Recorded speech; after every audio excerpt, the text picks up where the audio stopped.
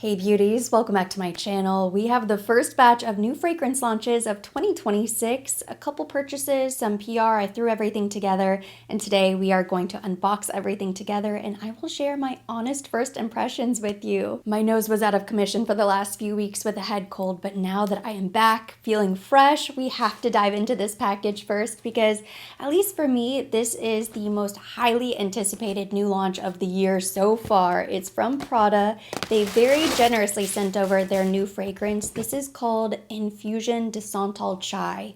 It's meant to be a chai latte style fragrance, which I find incredibly intriguing. I don't know if I've ever smelled a chai latte fragrance. Certainly don't have anything like it in my collection. I'm a bit nervous actually. I want to love this fragrance so much. I hope it lives up to the expectations. I'm a little bit scared, excited to try this out. The enveloping warmth of a creamy sandalwood, artfully enhanced by a spicy chai latte accord, crowned by a refined caramel-hued Saffiano cap. The iconic bottle blends radical elegance with avant-garde craftsmanship. Keynotes include Santal, chai latte, citrus, and musk. Here we go. First sniff of the day and first new fragrance launch of 2026. I'm so excited.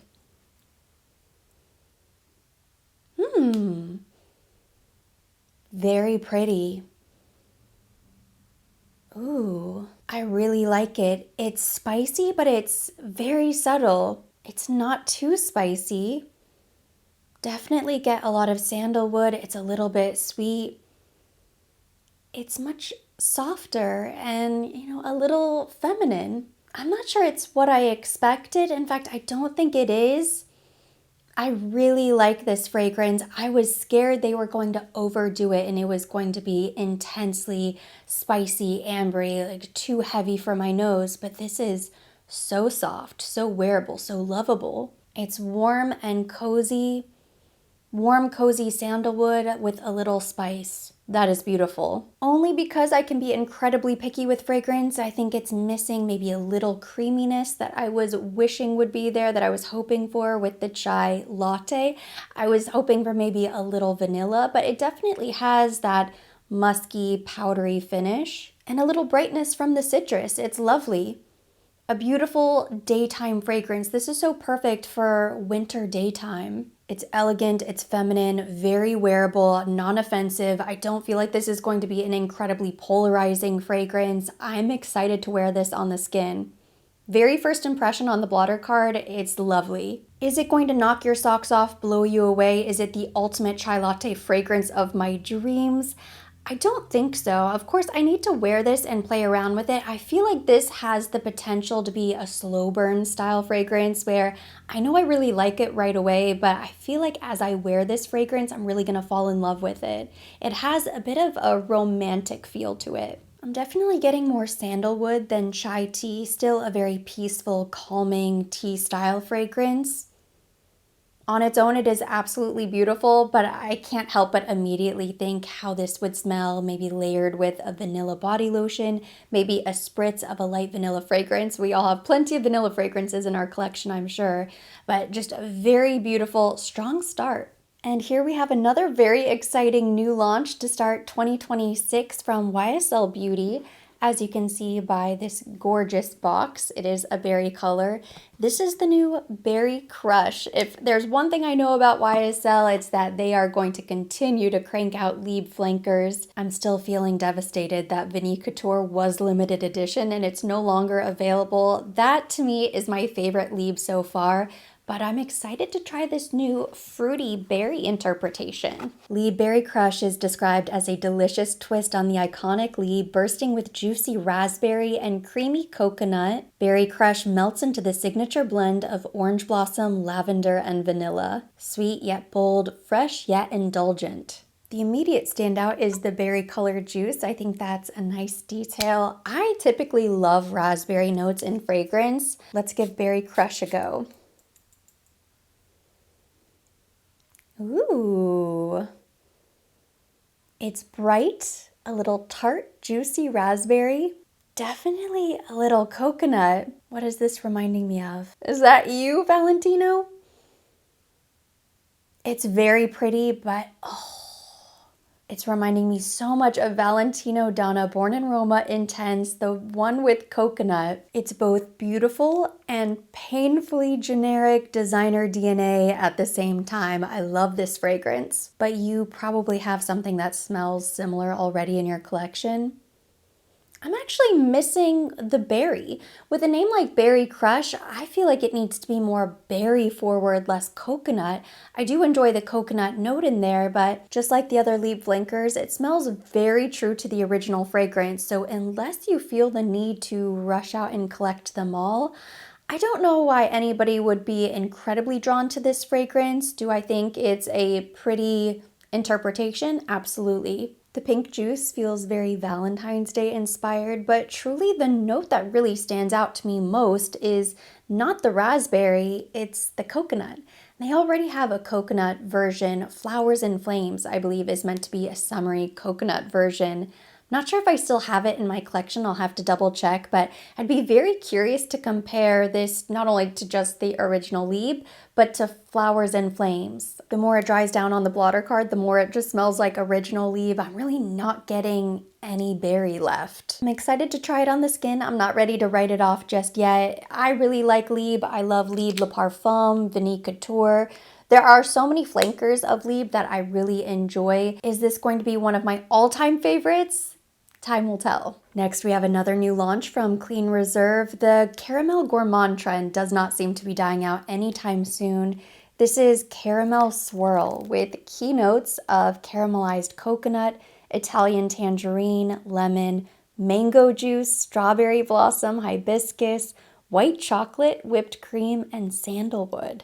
Described as decadent and indulgent, not straightforward caramel. There are a lot of really interesting edible notes in there. It's caramelized coconut. So we have coconut, mango, strawberry, hibiscus. This to me sounds like it's going to be a very tropical, delicious, kind of fruity gourmand fragrance.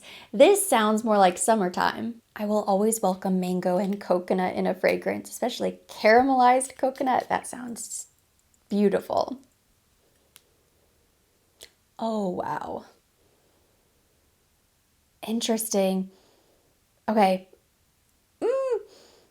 I like it. It is so sweet right away. Oof.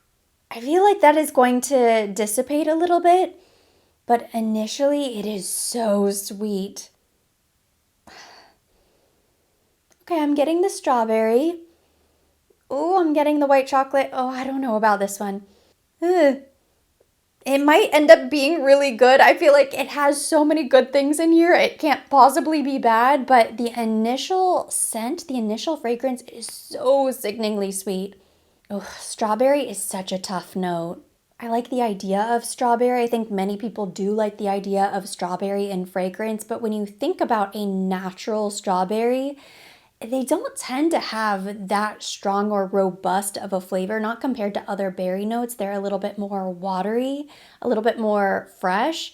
So anytime you get strawberry in fragrance, it's always kind of like the artificial flavoring version of strawberry. It's kind of like a made-up fairy tale version of strawberry.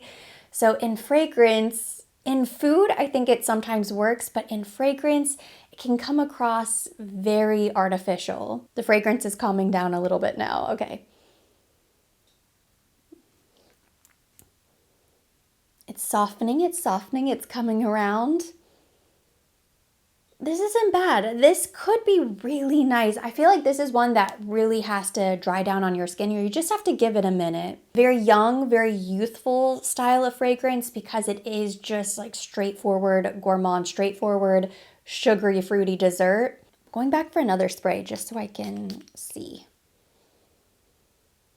Yeah, it's so sweet right away. If you like sugary sweet fragrances, you might like that. That is going to give you a cavity. If you have a sweet tooth, you'll really love this, but it's almost like, whoo, too sweet. Even,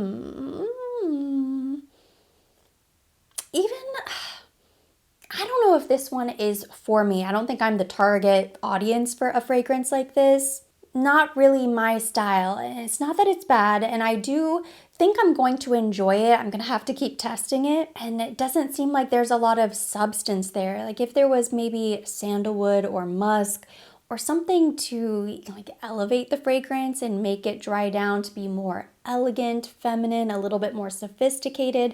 I think I could get behind this fragrance if there was muskiness. I'm leaning towards fragrances that are classy, timeless. I want to smell like notes that come from nature. It definitely leans into the style of fragrances that have become really popular on social media, but maybe a little bit too young for my tastes. Givenchy has also gone gourmand. They have a new version of Irresistible, and they sent over a really cute package, including both fragrances, which I'm glad because I'm not sure if I've ever tried the original Givenchy Irresistible, but this is the new Nectar Eau de Parfum. Keynotes include neroli, rose, pistachio cream, and vanilla.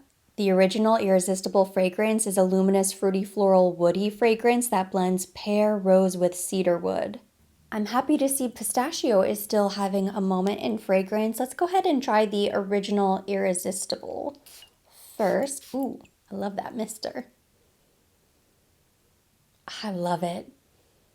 I love pear and rose. It's such a perfect, juicy, fruity, floral combination. Ooh, fresh, clean, slightly aquatic. Reminds me a little bit of my favorite Si Passione from Armani. Really beautiful fragrance. Wow, I'm surprised that I haven't really tried this before. It's really good. Fresh, clean, luxurious shampoo is what comes to mind. Really beautiful. This iridescent nectar bottle is very pretty. This one has pistachio cream.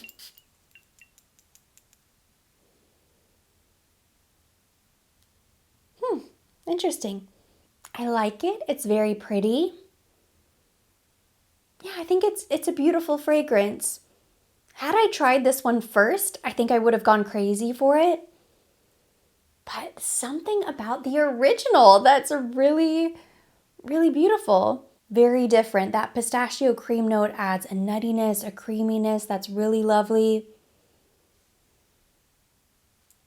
I like the original. There's something so fresh and crisp and clean about the original fragrance. But I do really like the pistachio cream in the nectar. One of the better pistachio fragrances actually that I've tried. You know, sometimes it's hard to, reimagine a fragrance that's already so good. I guess maybe that's the only issue I have. Both of them are beautiful fragrances. The original is so incredible. I'm honestly not very well versed with the Givenchy line of fragrances. I didn't have any expectations before I sat down to film, but these are two of my favorite fragrances that I've tried so far today. The original, beautiful, a great designer fragrance. I'm not saying it's so unique it's going to absolutely blow your mind, especially if you have a huge collection of niche fragrances, but a very strong designer DNA. This is pretty. I want to wear this fragrance. The new Nectar version is beautiful as well. In fact, if you love a creamy pistachio, kind of creamy vanilla fragrance, I think you'll love this. And finally, it's time to unbox my first fragrance purchases of 2026, these Dior Addict fragrances from Dior. I bought these weeks ago and they've just been sitting here because I could not smell anything and figured it was sort of a waste. So I picked up Rosy Glow and Peachy Glow. When I visited the Dior boutique, I wasn't overly impressed with the purple glow, so I skipped that one for now. I'm totally expecting these to be light, more of a body mist, kind of Dior's version of a fragrance mist, an introductory fragrance, if you will, for the brand. I know they will be on the lighter side, probably not the longest lasting fragrances from Dior, but I'm excited to try these. I feel like these will be really perfect for, the gym, running errands, just kind of running out the door, very casual fragrances. They did an excellent job with the packaging per usual. I think this is so cute how it looks like the lip glow or the lip oils. So let's start with Rosy Glow. This has rose and vanilla, and I picked up the little 30 ml bottles. This is the smallest size. It's pretty. It's light, floral, fresh. Very light. I think my nose is so overwhelmed from all of the intensely sweet, sugary fragrances that I've been trying, and this is not overly sweet, not compared to them, so that's nice. Very effortless, very easy to like. Not going to blow you away, but a very pleasant, very pretty fragrance. There's a juiciness that I really like in this one. Yeah, that's pretty. Kind of what I expected. Very light. Now, is it worth $100 for this bottle? I'm not sure it's worth $100 and not a particularly unique fragrance. You may opt to save your money on this one. I was curious, so I definitely wanted to pick this up. But it's pretty. I'm a non-offensive fragrance. Non-offensive except for the price. Now, I really love peach as a fragrance note, so I think I might like this one a little bit better. From what I could tell in store, it was a pretty intense peach. So let's see. Ooh. Yeah, see, I almost like this one the best. I think the peach glow is so pretty. Light, fruity. It's like a sweet, luscious peach. A very aquatic, mouth-watering, fresh, juicy peach. Again, a little sweet, but not too sweet, thankfully.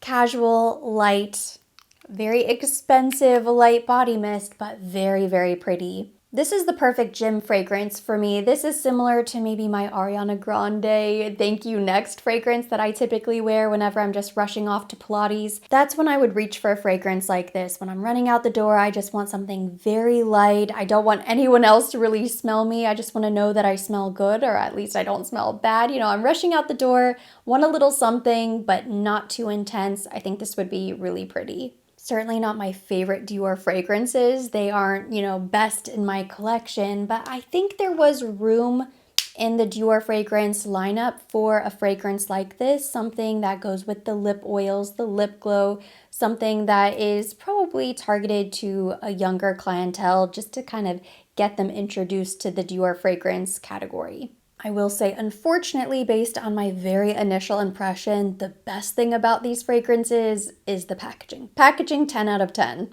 And that's all I have so far to try today. I still have a few other new fragrance launches on my list. I want to try the new Burberry Her. I want to try the new Her Majesty from Kilian. Of the new fragrances that I tried today, I must say the two I'm most excited about is the Prada Infusion de Santal and Irresistible by Givenchy, the original. I also really like the Irresistible Nectar, but I'm most excited to actually wear this one on my skin. And that completes today's video. Thank you so much for watching. Hopefully you enjoyed hearing my thoughts on these new launches. If you liked it, give it a thumbs up. Leave me your comments, questions down below. I love hearing from you. So if you've tried any of these fragrances or if there's anything else that's new on your radar, let me know down below in the comment section. We'll keep the conversation going there. As always, I will be linking everything mentioned. Everything on my face will be tagged directly to the video and listed down below in the description box for your convenience. And for more videos like this, don't forget to subscribe and hit the notification bell.